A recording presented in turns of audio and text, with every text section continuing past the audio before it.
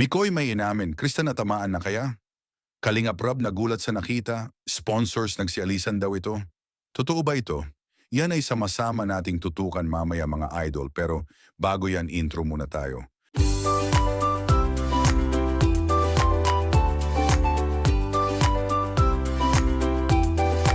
Po sa ating lahat, Kuya Earls. Ngayon balik tayo sa topic, hindi na tayo paligoy-ligoy pa. Mga ka-Ers, grabe to. Habang pinapanood ko yung eksena ni Mikoy at Krista, ramdam ko agad na may kakaiba sa kilos ni Mikoy. Yung ngiti niya, yung mga tingin niya, parang may gustong sabihin pero pinipigil. Tapos biglang sumandal si Krista sa balikat niya. Doon ako napapos. Sabi ko, ay, iba to, iba ang lambing niyan. Kaya dito pumapasok yung tanong natin. Mikoy may inamin kaya off-cam kasi yung aura niya kanina parang may dala siyang sikreto. At si Krista naman halatang komportable, halatang may tinamaan sa mga ginagawa ni Mikoy. Hindi ito basta sweet-sweet lang, may spark talaga. At ang pinaka nakakagulat, si Kalingap Rob mismo napatingin at napangiti. Parang nagulat na natuwa sa nakita niya. Mga idol, iba ang vibe. Parang may bago na namang chapter sa Mikris.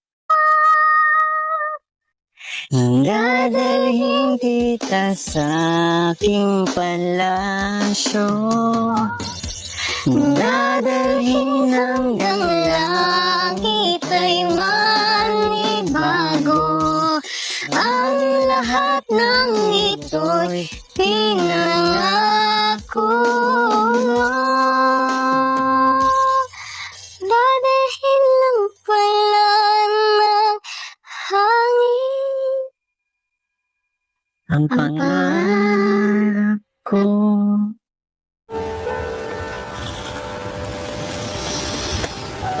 Ngayon, eto pa ang mas intriguing. Sponsors nagsialisan daw, pero base sa vibes ng video, mukhang kabaligtaran ang nangyari. Usually kasi kapag may issue o may tensyon sa tambalan, doon humihina ang suporta.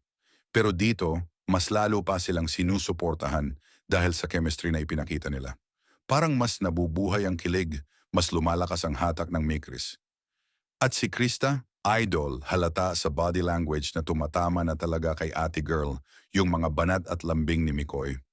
Yung tipong kahit hindi nila sabihin, alam mong may nararamdaman. Kung may nagulat man, si Kalingap Rob talaga. Pero good shock yun.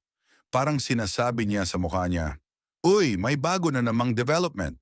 Sa mga sponsor issue daw? Maling haka-haka lang yan mga idol. Tuloy-tuloy pa rin ang suporta lalo na't lumalakas ang tandem.